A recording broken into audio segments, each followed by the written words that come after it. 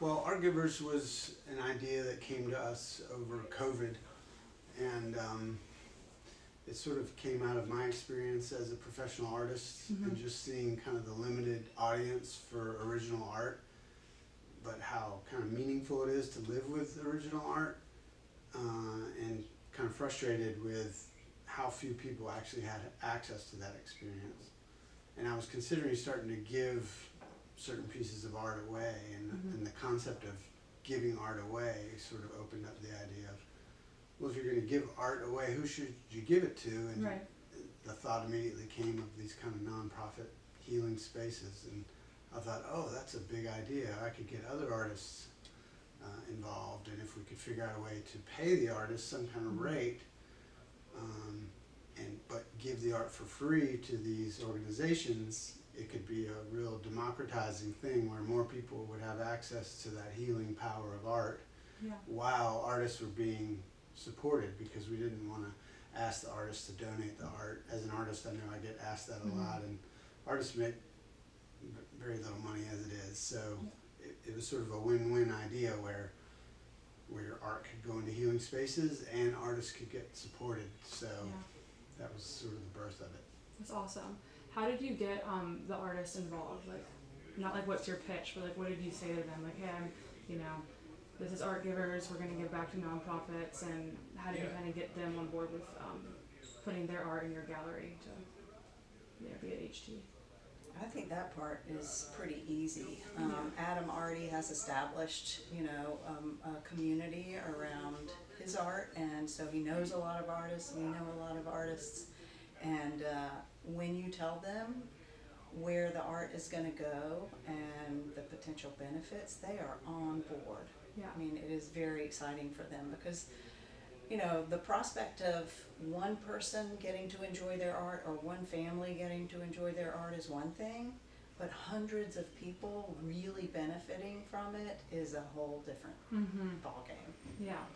And as an offer to an artist, again, it stands out because you get the benefit of where it's going, but unlike so many other requests that artists get, this request comes with a payment, pitch. Right. So sometimes the artist will contribute their latest work. Sometimes it'll be maybe work that's a couple years old in a style they're not working in anymore, but it's still beautiful, fantastic art, and it's a way for them to actually, get it out in the world and get paid for it. Yeah. So. What motivated you both to give back to mission-driven organizations?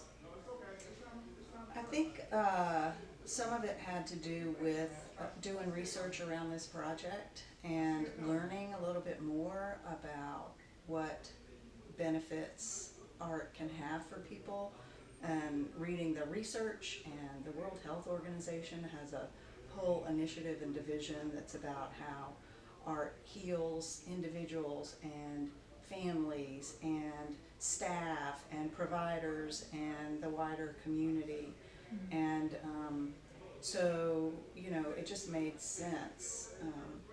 We also have some personal experience with folks who have needed to be in rehab, and folks who are experiencing homelessness. And when you have that kind of personal experience, you realize, we're all humans, and everyone deserves dignity and respect. So, yeah, absolutely.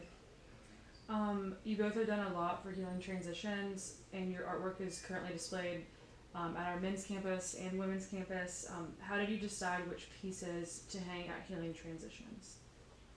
Well, it was really important to us that the facilities, both the staff and the participants, are the ones who choose the art that gets hung in their facilities. So we see our job as just sort of providing as wide a range of art as possible to choose from, and we really want to make sure that it resonates with the particular people in these facilities, and it's not just us kind of saying, here's your art, that we chose for you. So the facilities, like, Healing Transitions chose the pieces. And that's a really important component.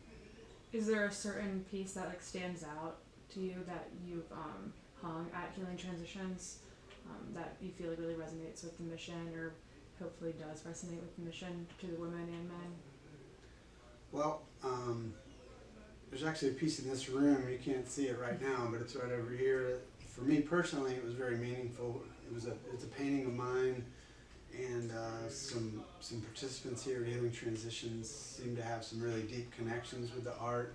It's a picture of a man kind of walking through a neighborhood, and it's kind of featured in our video on the website, and you hear what one person sort of saw in the painting, and that was one of our early indications that, you know, the connections that people are making in these facilities with this art is kind of deeper and more powerful, more emotional than maybe you might think in a typical kind of just average living room, because a lot of the folks in these organizations are going through very, you know, intense times, and it really has a cathartic kind of therapeutic purpose and role that it plays for people, which again, as an artist, that's super fulfilling. Yeah. Yeah. Do you have any stories to share about a time when someone expressed gratitude or happiness from viewing a piece of artwork from ArtGivers, and it can be somewhere else that you've placed art, not just Healing Transition? It happens all the time. It's been so rewarding because we, you know, once the nonprofit that we're working with chooses the art, then Adam and I go hang it, and we'll be, you know, just busy getting the art up on the wall, and inevitably a group will form around some piece of art that's up, and they'll start talking about it, and so we're sort of overhearing these conversations, and people are talking about what it means to them, and they're projecting their own feelings and emotions onto the piece, and so they're having a conversation around their emotional state and health, and that's been just incredible to hear. Yeah, it is beautiful, because in such a time of isolation, it's amazing how like one piece they can see themselves or many different stories in it. Yeah. And I saw that myself too at the women's when I was with you guys, and we were hanging, or you were hanging pieces in the admin lobby. A lot of women were like, they saw themselves in that piece, so that's awesome. Absolutely. Can you describe the impact that ArtGivers has had on both the organizations that receive the art and the artists that create it? Well, it seems to have a very dramatic effect on every room that the art has gone into. Like, it really transforms these rooms. Yes. Some of the rooms had nothing at all on the walls, or very little. And the thing is, it's really important to us that this be professional art, you know, and that it have just a level of accomplishment to it. So that really comes across when you walk in a room that has this art in it. It's like, wow, this is good stuff, you know. And so people just walking by, you know, doing the double takes, coming in, saying, "What is this? Oh my goodness!" You know, it's a very dramatic impact. And the second half you said was either people who The artists. like the artists who yeah. create the art, like yourselves or other artists.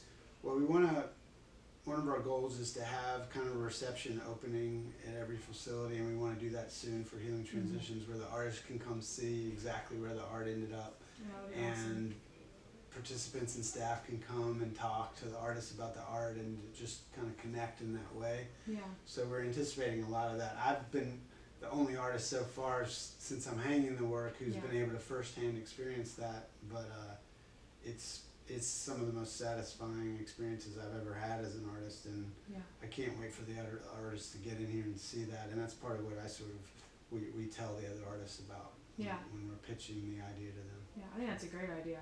Yeah. And we've had artists who just on hearing about ArtGivers have said, I want to be involved. I want my art to have that kind of impact.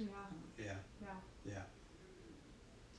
What are your future goals and plans for ArtGivers? I know you mentioned like a reception with the artists coming to see where their art is hung, but expanding on that.